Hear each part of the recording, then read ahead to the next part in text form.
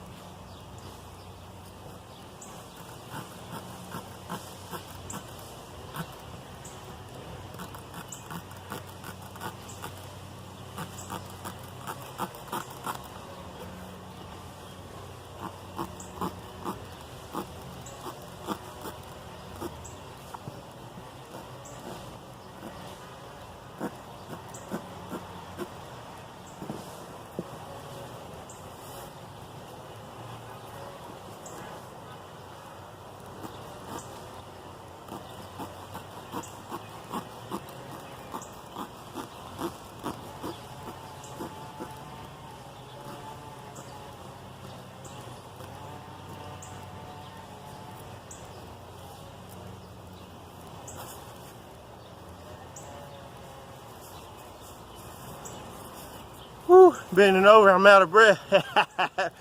But you see, just a pocket knife, I do it. It does take a little oomph, and that tire was a little thicker rubber than some of them, so it kind of did take a little more work than some of them. Well, I'm really out of breath. I need to start working out and exercising. Woo. But that's pretty much how I end up. Just like I said, even this $4 Walmart knife. I don't know if your Walmarts will carry this specific knife here. It's all metal, and the linear lock inside, it's very stiff. There's no wiggly in it, and it's camouflaged the belt clip on it. I don't think they sell this one anymore, but this is the only $4 Ozark Trail Walmart knife I would recommend. All the other ones, I don't think they could.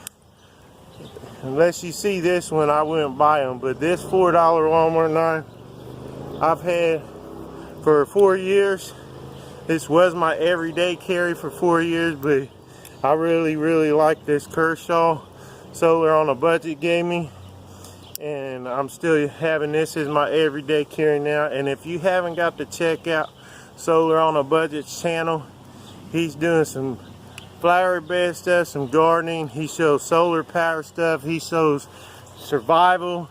He kind of lives kind of like a homesteader, but he has a lot of good morals and things he could teach people. And if you haven't got to check out his channel, I highly suggest you do. I will appreciate it. I know he will appreciate it. He's been a good friend of the channel since he came on board here, and I really appreciate him. I appreciate every one of you as a subscriber, as a person, and I really appreciate all of you. I'm going to try and walk you through the garden on the outside. Here's a banana pepper plant. Starting to get banana peppers on it. And these are the bell peppers. And I believe these are some other bell peppers. One's California Runders, a couple of them's red bells, and some of them's Big Berthas. Herbs, I got some parsley. Here's some flat parsley. Right here's some oregano. And here's some basil, some thyme, some rosemary right there. Here's my green beans, just starting to get a bunch of blooms on them. So green beans are definitely looking good right there. And got some giant green chilies starting to come on. I don't know if I got any ghost chilies yet, but here's some ghost pepper plants. I need to pull some of these.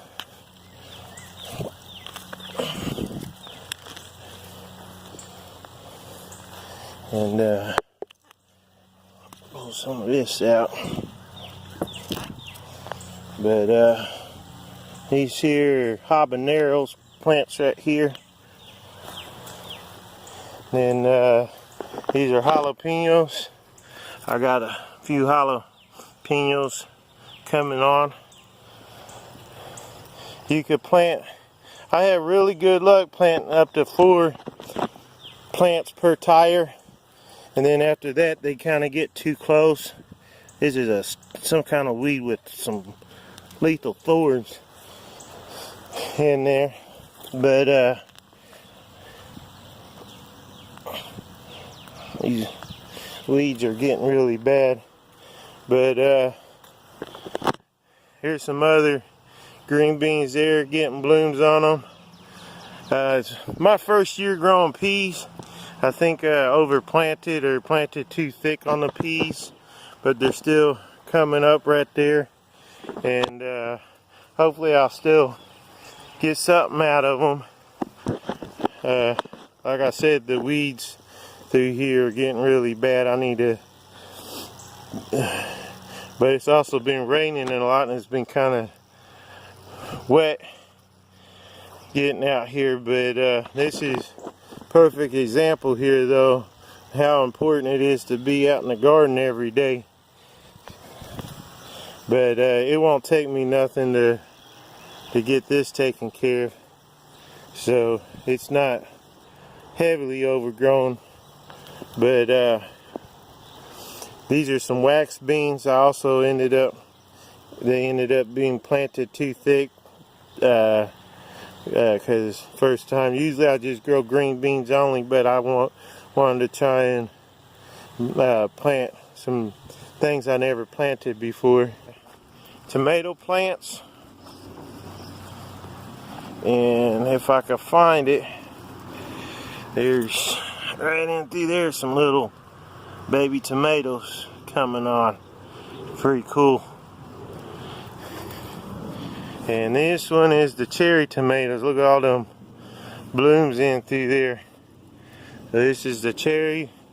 This is the cherry tomato, and then this one here is the Better Boy tomato variety. Come in through this way.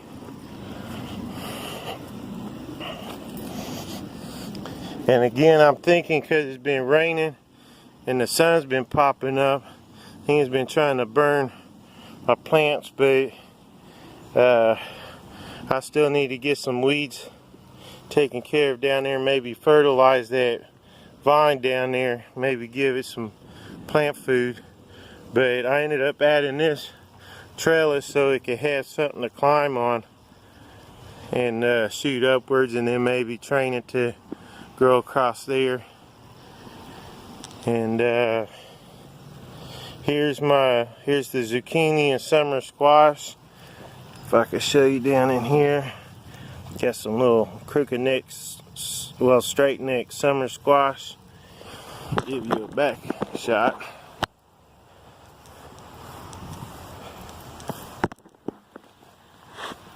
But here's the garden this year. Certainly not perfect, but every little bit helps, and sure fun to do. And next year we'll get more of this area tilled up and get a trellis thing for cucumbers going next year. But we'll just keep doing with what we got this year. Well, I like to take you inside the garage and show you what I've been doing in the garage.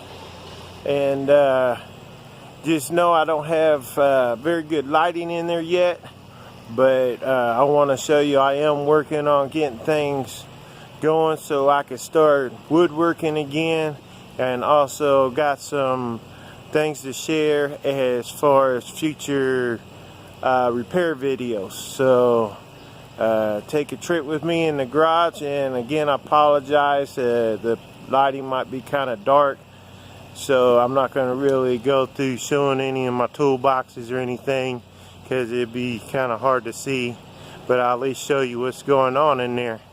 So here we go.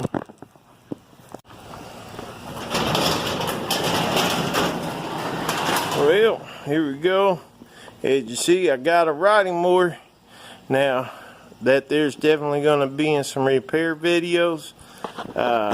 One thing I'm not too good at is with electrical issues, and it is having electrical issues, but again, this channel is all about learning and trying new things. So I'm going to try and do some videos of me getting that running, but it may take a few videos or something, and until then I might still be push mowing. But at least I got one. And always when you buy some of these older equipment, older tractors, there's always something that ends up messing up with them.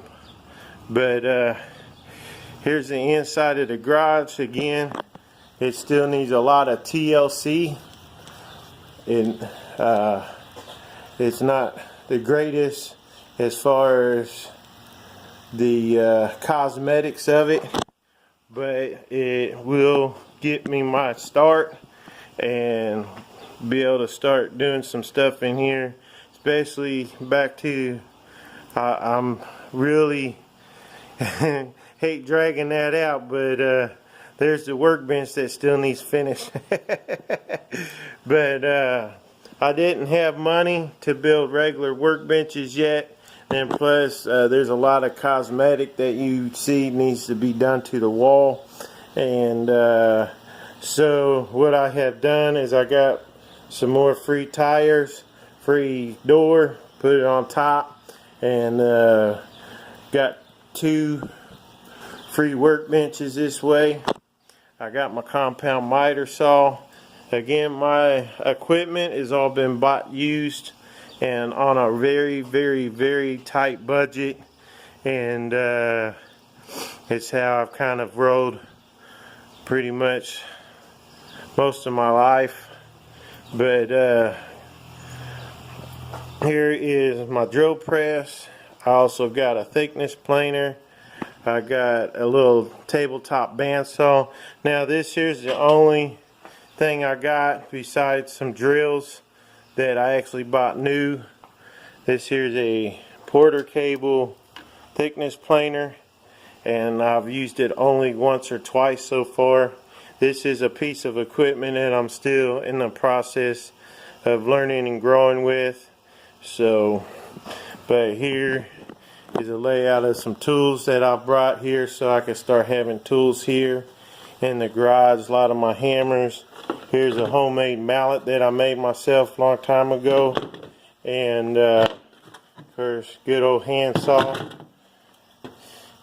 And here's just a kind of really cheap version of a contractor saw, but it works really good actually. And I know a lot of people hates these things, and I know now that I got a little bit bigger space I could start looking for a better quality saw, but everything in due time. And since this works for me, I'm going to continue using that till I could get something a little better.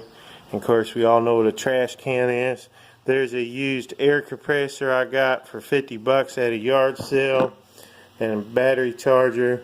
Here's most of my mechanicking toolboxes. I got a few more with a real old Craftsman little 4-inch vise that works really good. I love that thing. But I built this thing myself with the wood and put my toolboxes on it to make like a big tool cart type thing, and it works really well. I'm very happy with it. I'm not a professional mechanic, so I just kind of dabble with what I could dabble, and this really works for me. And that dresser, I have sandpapers and different stuff in. Here's an older workbench I built that I'm now going to use to be able to fix like lawnmowers and stuff as I get them. I'm going to try and find stuff I can fix and resell, but like I said, everything in due time. Here's a weed eater. That's my dad's. I'm going to work on getting some parts for, and basically what it's going to need is a new cover here for the air filter, a new air filter, and these hoses is all dry rotted, and there's some little things that goes inside the tank, but we'll make a future video out of fixing this. It's still a really good weed eater, so if we could get it running again so my dad don't have to buy a new one, then that'd be pretty cool. So, but here is the inside of the shop.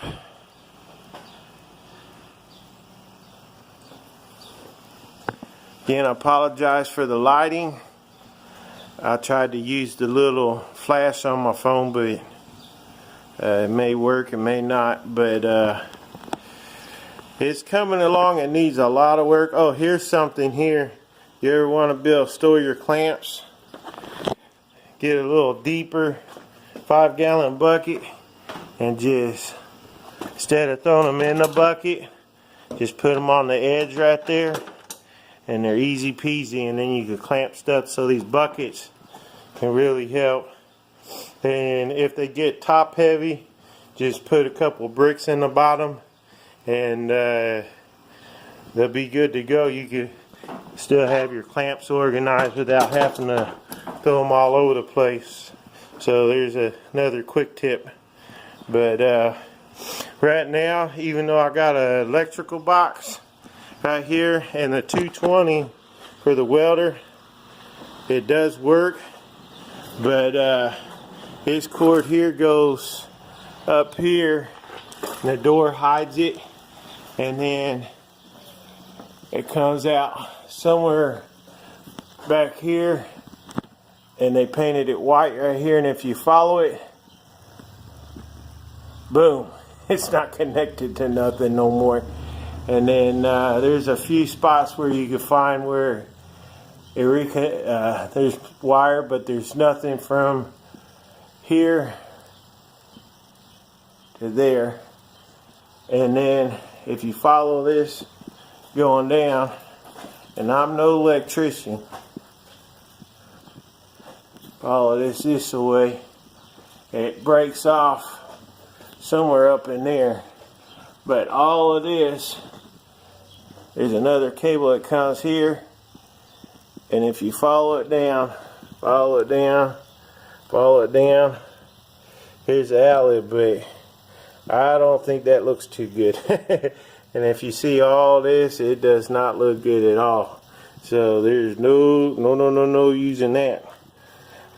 I don't think there's power to it right now anyways. So, and there's another cord this way. As you see, it got another outlet, but you can already see it's got some damage right there and right there. But if you follow this one, it's cut off right there, and it don't even connect there, and then follows that way to be spliced to that other thing. So the electric in here is really scary. So right now I'm doing something else just as scary. I got a heavy duty extension cord, but I am having to steal the electricity from the inside of my house. And the bad thing is it just got done raining, so good thing I wasn't actually using the power cord, or I would have had to stop, because I don't like using power cords next to water. So but hopefully I can find a reasonable enough electrician around here, or somebody that can help me properly wire this box up. Like I said, this 220 does work really good, but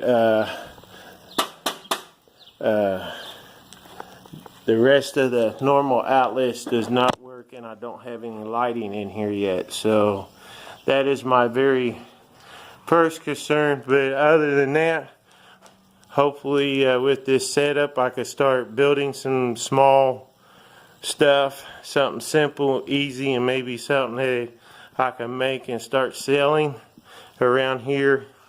Friends, family, other people. But yeah, I'm pretty happy with it though.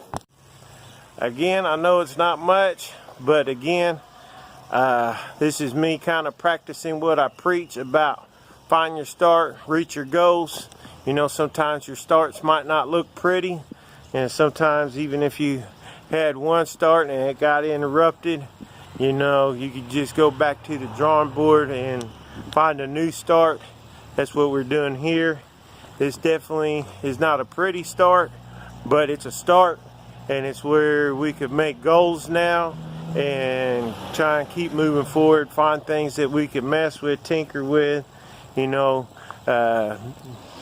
set some big goals like get the electric ran in here, and maybe eventually put a new roof on this building. The roof's kind of, it's not leaking yet, but yeah, it will need a new roof on this garage.